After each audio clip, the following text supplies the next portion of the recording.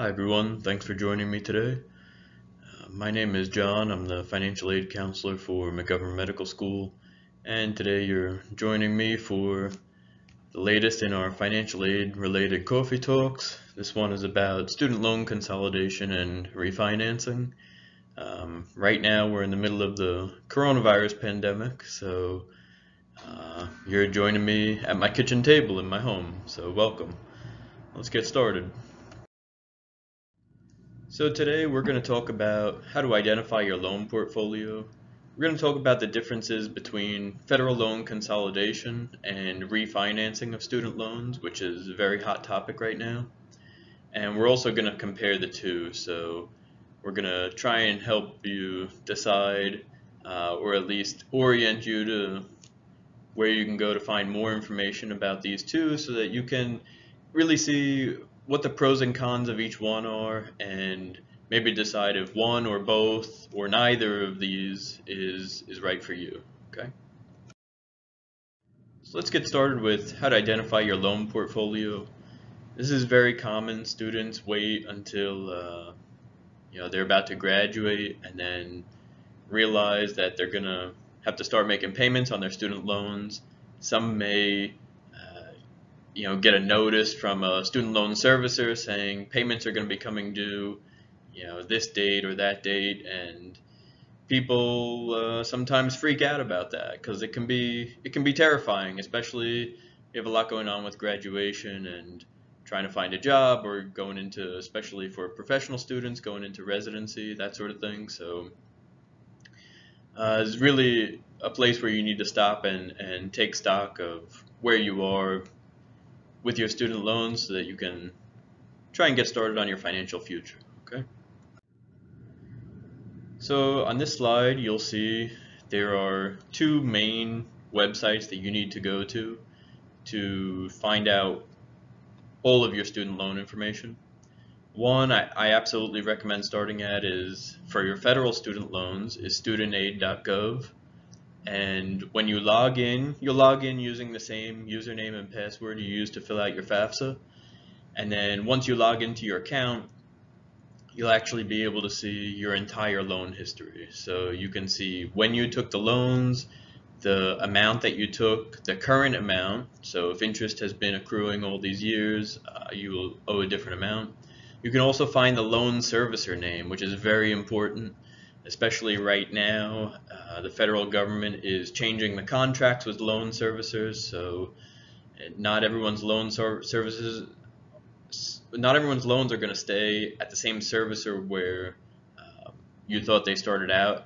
Now they're getting a lot better at that, but for many years, these student loans would get bought and sold and transferred to all these different servicers, and it was very difficult to keep track of. But go to studentaid.gov. This is going to have the most up-to-date information about your loans for federal loans, okay? On the other side of your screen, you'll see where you need to go to find out private loans. So say you took a loan from a private bank or a private student loan lender, and now you don't know how to get in contact with them again, or you don't remember the name of the place where you took the loan from. What I recommend is going to annualcreditreport.com. At annualcreditreport.com, you can receive a free copy of your credit report from each of the major credit bureaus once per year. Okay, so it's annualcreditreport.com. As a side note, right now, because of the coronavirus pandemic and the CARES Act, you are entitled to receive a copy of your credit report once per week. So every 7 days, you can even receive your credit report. That might be overdoing it a little bit. Maybe try once a month or something. But yeah, that's in effect until April 20th, 2021. So if you're watching this video before then, you can log in more than once a year to get your free credit report, okay? And on your credit report, it's going to show you the current servicer of those private loans. Your federal loans should also appear on your credit report, and but for the private loans especially, because you really can't, there's not a centralized place to find them. You really do need to check your credit report if you don't remember every place where you took the loan from. Okay, so go to annualcreditreport.com. It will tell you the status of your student loan, if it's current, maybe in deferment, that sort of thing. And the most important thing is it will tell you who's servicing the loan, so you need to get in touch with that company. Okay. Now the first part we're going to go into is federal loan consolidation. And the reason we decided to make this presentation is because people hear words like consolidation or refinancing and they're either unsure what they mean or think they mean the same thing or don't really understand the differences. So the first part of this presentation is we're going to go into federal loan consolidation. Now consolidation is different from refinancing because consolidation only applies to federal loans. Okay, so you can't take a private loan and consolidate it into your federal loan portfolio. Okay, you can only consolidate federal loans. Okay. Now the consolidation loan allows you to combine multiple federal loans only into one single loan. This allows for a single monthly payment instead of multiple payments. This is going to be a big selling point for the consolidation. This may give you access to additional loan repayment plans and forgiveness programs. That's based more on when you took out your first loans and if you have paid off loans from years ago. The federal consolidation loan also offers a fixed interest rate. So if you attended school prior to 2010 and borrowed federal loans, you may have a variable rate student loan. And if you want to convert that to a fixed rate loan, you can go through consolidation to do that. These loans, the loan consolidation requires no application fee. Okay, it's free, and this is through the federal government. And the repayment term varies from 10 to 30 years, really depending on how much money you're consolidating. So how much debt you're consolidating into that consolidated loan. This is the big question that many students call my office or get in touch with me to ask once they're about to graduate is, should I consolidate my loans? For most people these days, if you began attending undergraduate school, started borrowing federal student loans after 2010, there's probably no benefit to consolidate. But there are still many of us out there who do have loans that were taken prior to 2010. So we'll go through some of the pros and cons here. Okay, one of the big selling points for loan consolidation is that you can get a single loan with one monthly bill. So if you attended school prior to 2010, there really wasn't an effort by the Department of Education to keep one borrower's student loans with the same servicer. So for each year that you were in school, you could have your loans being assigned to different servicers. So at the end of 4 years, you could start getting bills from 4 different servicers for your student loans. So it was madness. Another good aspect of the loan consolidation is that you can get lower monthly payments if you do choose to extend your repayment period. And this is going to depend on the amount of money that you're going to be consolidating. So the amount of debt that you're going to consolidate into that new consolidated loan. Now, also consolidating loans other than direct loans may give you access to additional income-driven repayment plans and also the Public Service Loan Forgiveness Program. If you only began taking federal student loans after 2010, you should have only direct loans. So all of your loans already qualify for the Public Service Loan Forgiveness Program. And if you do have loans, some of us were sort of straddling that 2010 division between loans under the Federal Family Education Loan Program and the Direct Loan Program. So we have loans from both. That would be the kind of situation where you may want to consolidate some of those older loans into a direct consolidation loan so that they would qualify for PSLF or different repayment programs other than the income-based repayment. So the income-based repayment or the income-sensitive repayment, those were plans for older loans.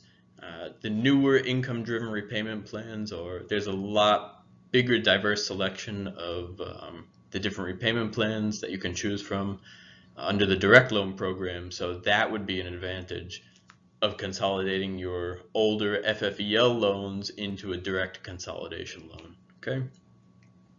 Now there are some cons. It's not all sunshine and rainbows, of course. So if you do extend the repayment period, you're going to make payments over a longer period of time. So you will pay more in interest over that time. You can also lose certain borrower benefits, such as interest rate discounts and cancellation benefits. There used to be, under the FFEL program, it was private banks sort of making these loans to students that were then guaranteed by the federal government. And the way to get a student to sign up with your bank was you would offer different borrower benefits. So some were like, if you make 48 on-time payments, we'll reduce 1% or 2%. We may forgive the last 6 months payments if you make 114 on-time regular payments. So there were sort of these gimmicks to try and they did have to compete with students. Under the direct loan program, the Department of Education is not competing with itself, so there are none of those enticements for the students to go with one lender over another. Okay.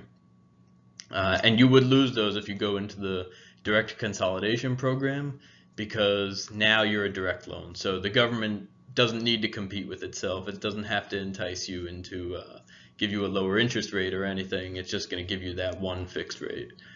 All right, so you do need to be aware of that.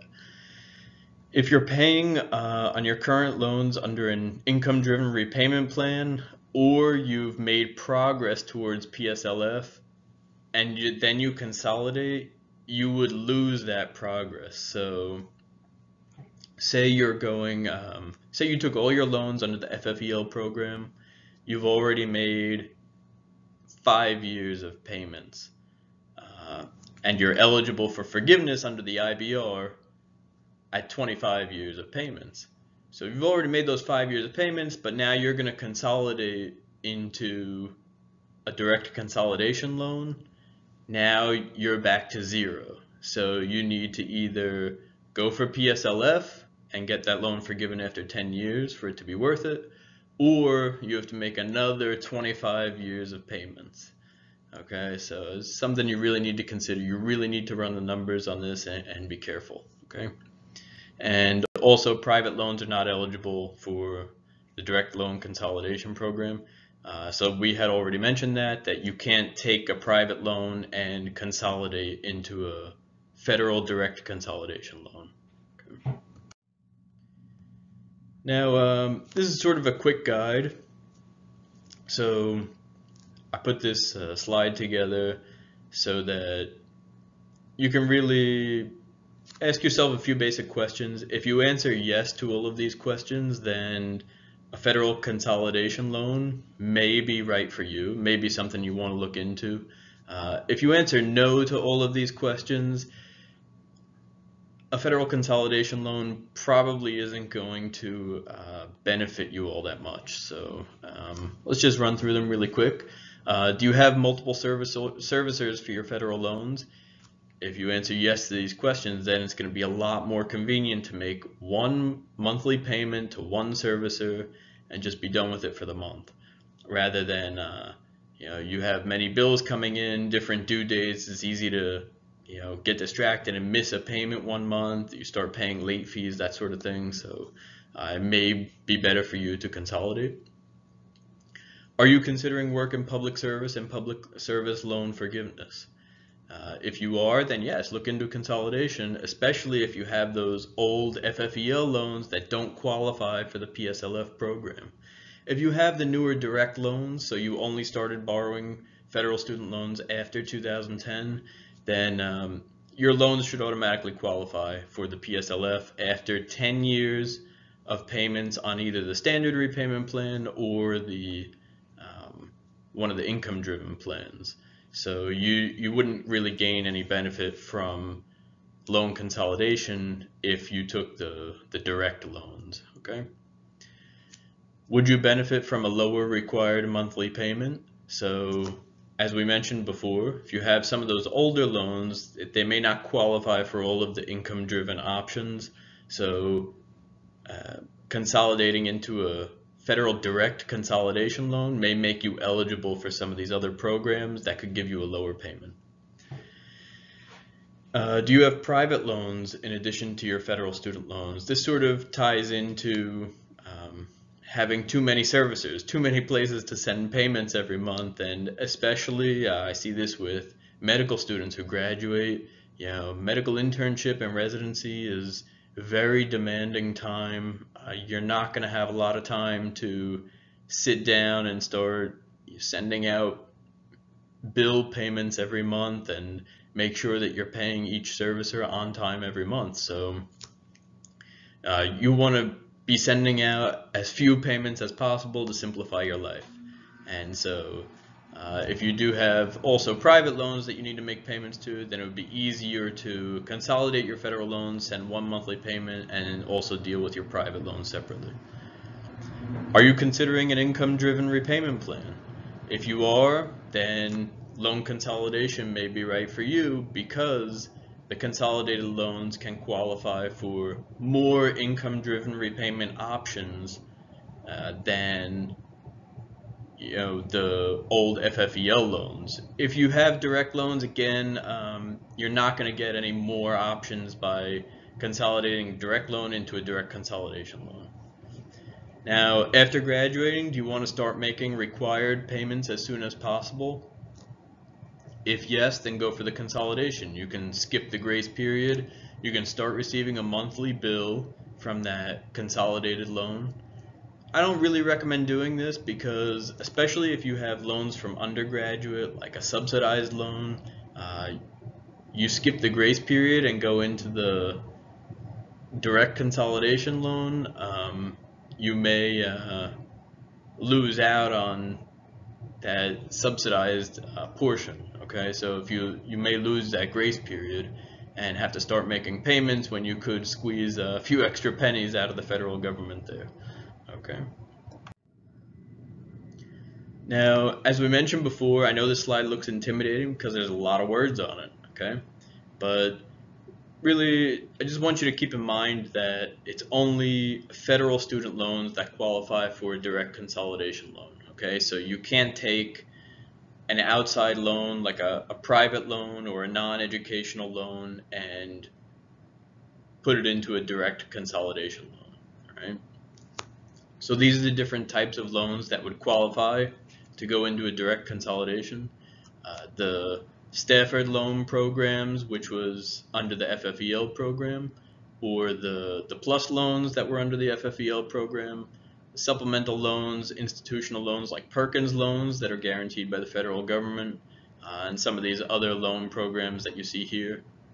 Now, at the bottom there, you'll see that direct subsidized and direct unsubsidized loans, and also direct plus loans, can be consolidated into a direct consolidation loan, but really there's no reason to do that because you don't gain any benefit from it. Okay. Now, the way the consolidation works is if you do decide to go this route, you would need to fill out a direct consolidation loan application on studentaid.gov. Okay. And you could do this anyway because it will give you sort of an estimate of your payments. All right. And you really need to be careful and make sure that you do run all the numbers. The reason is because the way that they're going to calculate your new interest rate, which is going to be a fixed interest rate, is they're going to take a weighted average of all the loans that you have now. So you may have a loan for $2,000 at 4%, a loan for $5,000 at 6%, a loan for $8,000 at 3%. And what they're going to do is take a weighted average interest rate, add all those balances together, pay off all those loans and take the total balance and at the complete weighted average interest rate. So mathematically, it may not be the best sort of way of paying off your loans, and the reason is because when you have them broken up like that, you can send payments to target the higher interest rate loan and pay it off faster, which will save you money over time. But it takes a lot of time and energy to manage that, especially if you were really not too interested in student loans and personal finance. It could be sort of a pain for you. Okay.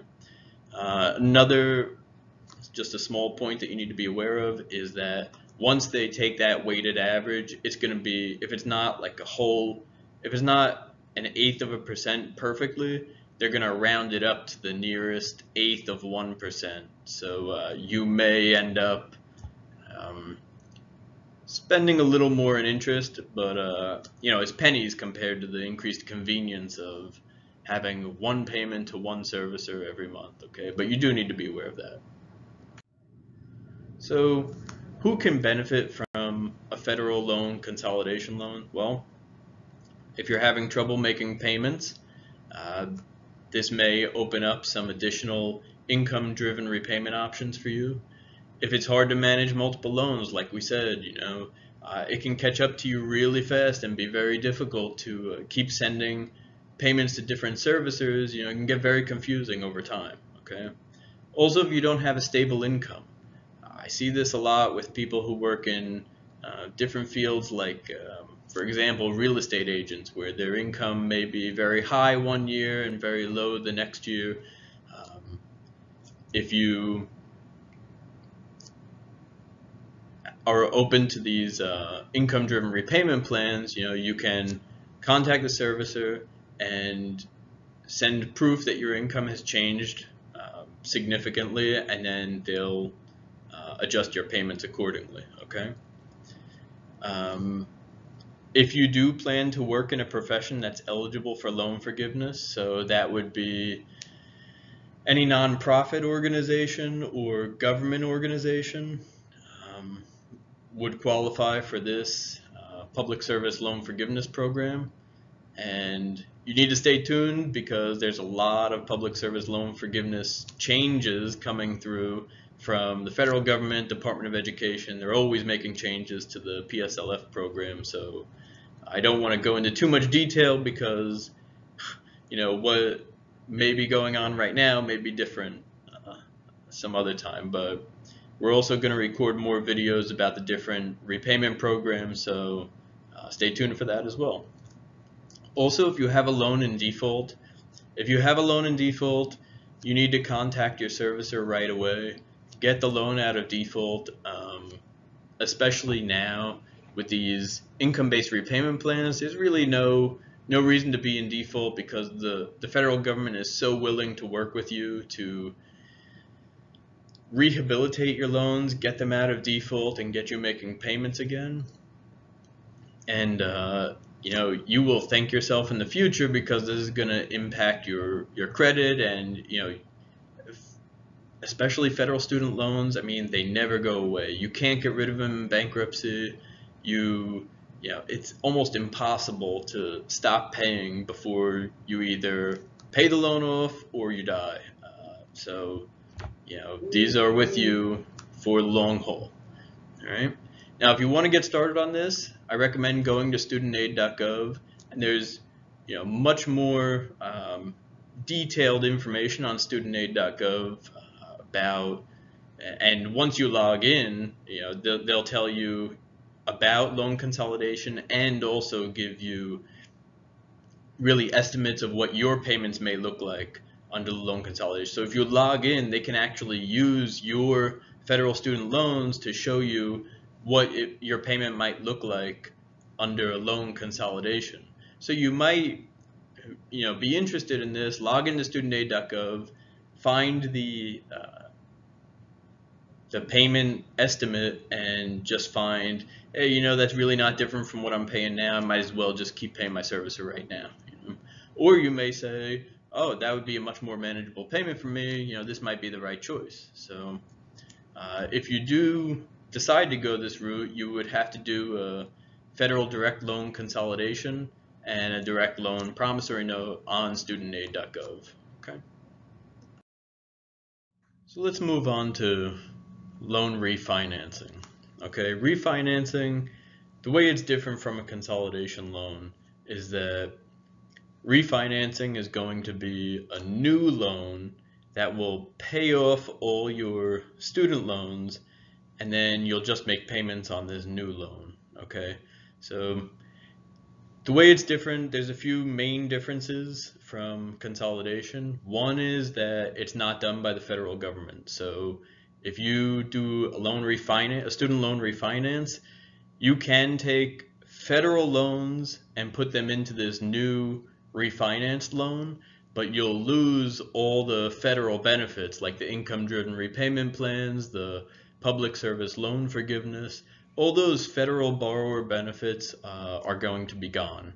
So you really need to be careful with that. And another interesting part of the refinancing is that it's credit-based. So with the federal direct consolidation loan, it's not credit-based. So the interest rate is based on your interest rates of your loans, and it's calculated as a weighted average, whereas on a refinanced loan, it's a private loan from a bank or private student loan lender that is going to calculate an interest rate for you based on your creditworthiness. Okay. And also, they will perform a credit check, where the federal government does not perform a credit check for the direct consolidation loans. And you could be denied for refinancing, whereas with the loan consolidation, you'll get approved if your loans are current and not in default. Okay, so you will be able to consolidate those, right? But for the refinancing, you may not get approved for a loan refinancing. Okay. Now, when you refinance, so we already mentioned what you're going to do is repay the older debt by taking on a new loan with new terms. It's going to have a completely different repayment period. It's going to have different interest rate. It's going to have different amount of required payments, and all these different terms. It may not have the same borrower benefits in case you run into problems paying like your old loans had. Okay, it's a completely new loan. There was also recent increases in the amount of, especially the amount of new startup firms really giving student loan refinance. And these are either traditional banks, so that you do have traditional banks that were making student loans that are also refinancing student loans. And you also have some investor-funded startup companies that they're entering the student loan market for the first time. They don't make student loans, they only refinance student loans, okay? So it is a difference in the type of organizations you're going to be dealing with, okay? It's not just the federal government, these are private institutions, okay? So whenever it's always buyer beware. With the federal government programs, they're really much more willing to work with you if you run into problems, whereas the private bank is more like, if you have problems, I don't care, pay me, so you do need to be aware of that, okay? So you might be wondering, why would I refinance my student loans? One reason may be to get a lower interest rate. So while you were in school, especially if you took loans from a private lender, you probably didn't get the most competitive interest rates because you weren't working at the time probably, and you probably got a higher interest rate. You didn't have very good credit at the time. Now, if you graduated, been working a couple of years, or you have a solid job offer from a good company, they'll take these into account. A lot of these private loan lenders, they'll see that and offer you more competitive terms. Okay, so you may be able to lower your interest rate, especially if you go from a longer repayment term. So most student loans go for either a 10-year or 8-year repayment plan. Now, if you refinance into a 5-year or a 4-year repayment plan, the interest rates are going to be lower because there's less risk for the lender because you're going to pay off over a smaller amount of time. So over the next 10 years, who knows what's going to happen, who's going to lose their job. But over the next 5 years, it's usually a little more predictable, so the interest rates are lower. Okay. Especially if your credit has improved, you may be eligible for a more competitive interest rate. Okay, so this is going to be going to save you money in the long run. Okay, you may also be able to remove a cosigner from an obligation. So say while you were in school, you didn't have credit, you had to have Uncle Bob cosign your loan for you because Uncle Bob is working and has credit, so now he's on the hook for your loan. Now you start working and you say, I love my Uncle Bob so much, I want to get him off the loan, so I'm going to refinance into this new loan where I am solely responsible. Okay, Uncle Bob is going to love you because he doesn't have this hanging over his head anymore and bothering you about it at Thanksgiving dinner, making sure that you pay your loan. All right. Do be aware that if you refinance a federal loan to a refinanced private loan, you do lose the federal loan protections in terms of deferment, loan forgiveness, and those different income-driven repayment plans that we talked about earlier. Okay, so you can use a private loan refinance to pay off a federal student loan, but you can't use the federal loan consolidation to pay off a private student loan. Okay, so you can't go private to federal. You can go federal to private. It's just usually not a great idea because you do lose all these benefits that you may need at some point in the future. Okay. If you're going to go down this route of refinancing, I would say shop around. Definitely don't be sold on the very first place that offers you a student loan refinancing or sends you a flyer in the mail or something like that. So you can go to either traditional banks. A lot of traditional banks are refinancing student loans now, and also some of these startup companies. I'm sure you've probably heard the brand names either on TV or pop-ups on the internet, or they may send mail directly to your house, but there are quite a few different companies out there, so make sure you do your research. Okay, don't just be sold on the very first one. Okay. As far as the rates, this is another important difference between the Federal Loan Consolidation Program and a private loan refinancing. So in the direct loan consolidation, you get a fixed rate based on what the weighted average of your loans, whereas in the private loan with the refinancing, you may get a fixed rate or they may offer variable rates. Do be cautious when signing up for a variable rate loan because the reason it's lower at first is because there's risk that rate could go a lot higher once they do readjust it. So usually they'll make an adjustment every year or every quarter based on the prevailing interest rates in the market. And if those interest rates go up, then the interest rate on your variable loan is also going to go up. So do be cautious about that. It's usually better for if you're budgeting. I like to say, your salary is fixed mostly, unless you're getting massive raises every year. So your debt should be fixed as well. Your payments should be fixed as well. So you really want to manage your cash flow and manage the risk. Make sure that you'd strongly consider going for the fixed rate. Okay. Now, here's some of the pros and cons of refinancing your federal loans. Remember, if you refinance a federal loan, you can't say, oh, I changed my mind, I want to take it back to the federal loan program. No. If you take it out of the federal loan program and put it into a refinanced private loan, it's over. You lose those federal benefits. Okay. So the pro of that may be that you obtain a lower interest rate. Okay. You may even get a lower monthly payment. You can release cosigners. So if you have like a plus loan, you may have had a cosigner for that loan. And you can move those into a refinance loan, but you can't bring them back to the federal student loan program, okay? Now, one of the cons is you do lose those federal protections, okay? So under the federal student loan program, your loans will get discharged if the borrower has total permanent disability or in the event of death of the borrower. With a refinanced private loan or any private loan, that may not be the case, okay? So especially like if you're married, your spouse may be on the hook for your loans if something does happen to you, okay?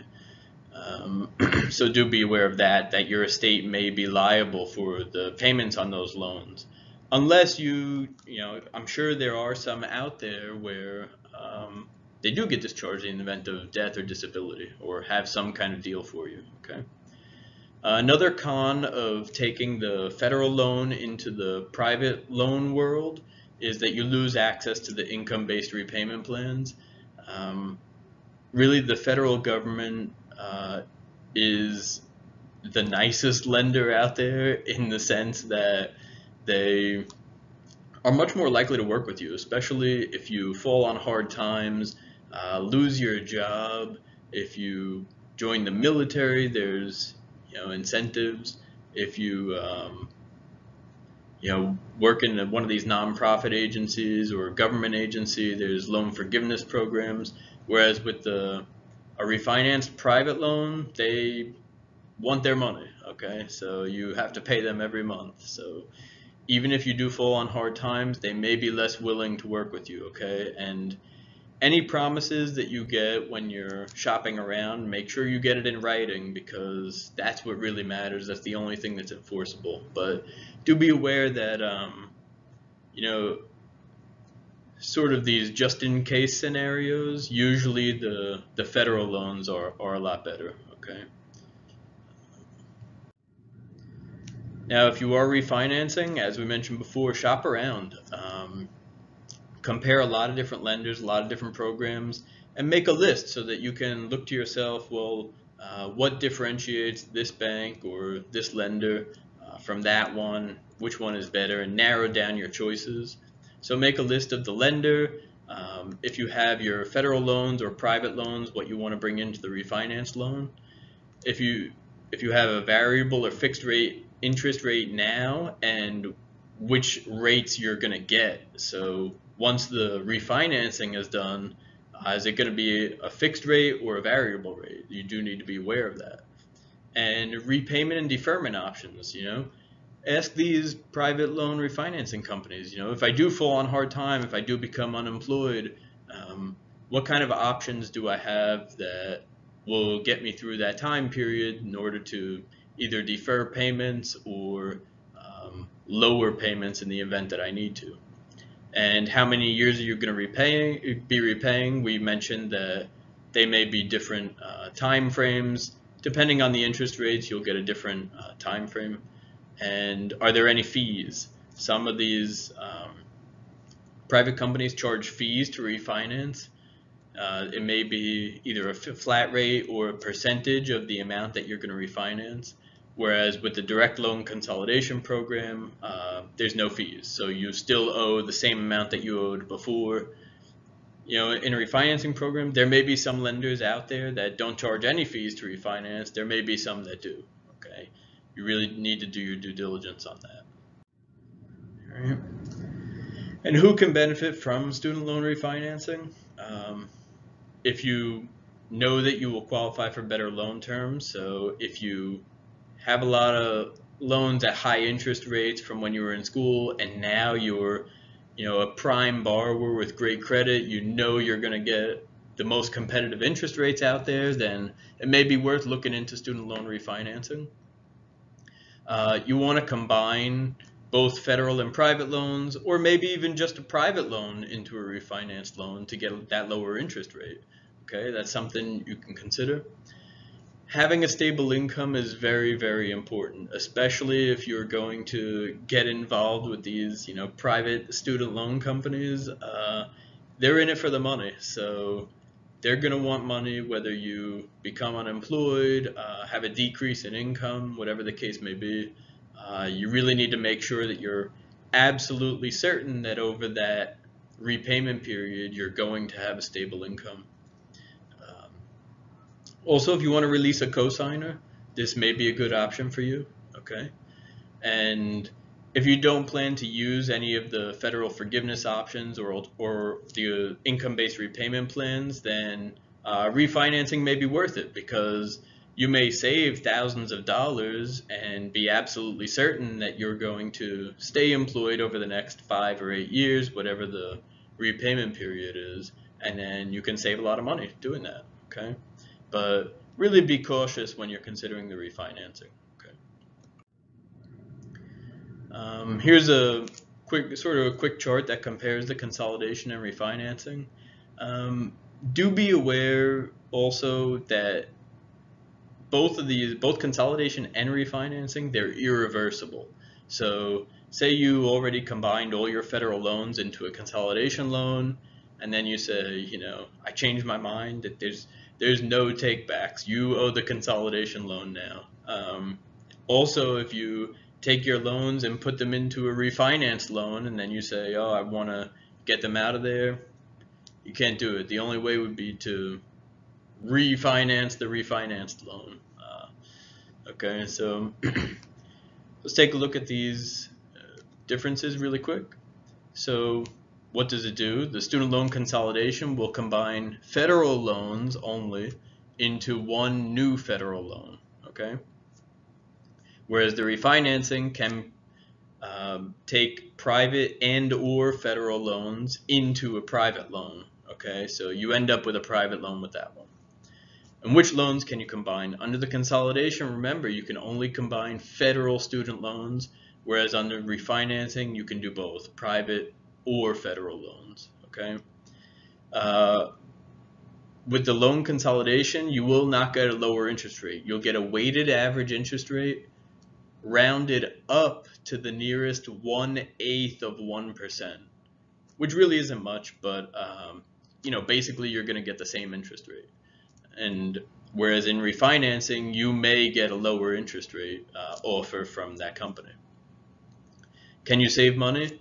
With the loan consolidation, no, because the interest rate is going to be the same. You can save money if you do this to get into the loan forgiveness program and then get the loans forgiven that you didn't qualify for before, but that would really be the only way, aside from maybe paying them off early. Okay.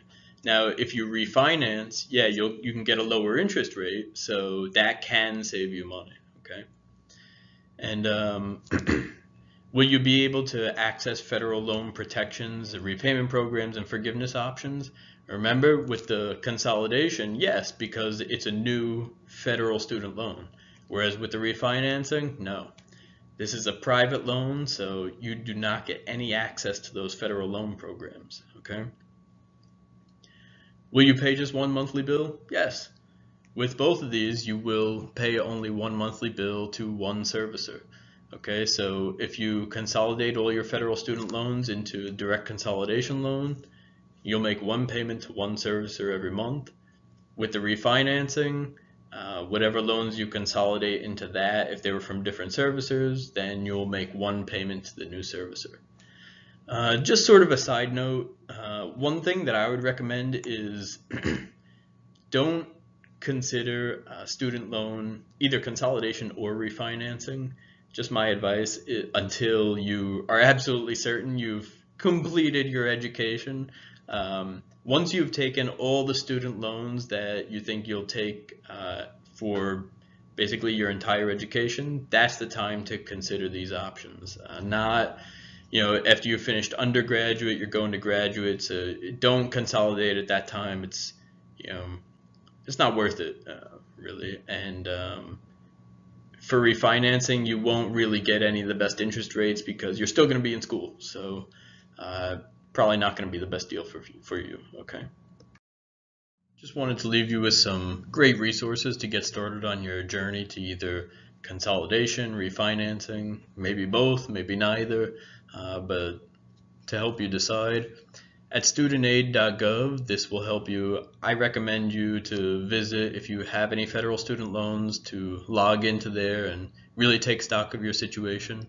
Also, on the website, you'll find the best, most accurate, most complete, up-to-date information direct from the Department of Education. Okay, so really can't beat that resource for your federal student loans. Okay.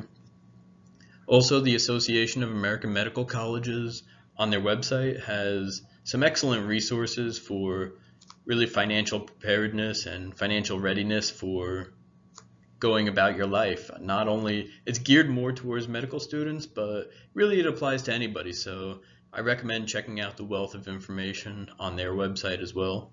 And last but certainly not least, the White Coat Investor. This started out as a blog by an emergency medicine physician, and he's written books now, and it's really about, he sort of has advice for new physicians going into practice, new medical graduates, how to manage your loans during residency, and really how to manage your entire financial life during residency.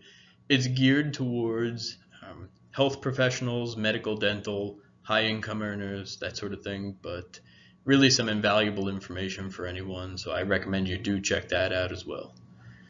All right, well, thanks for joining us today, and if you have any questions, you can get in touch with our office. All right, take care.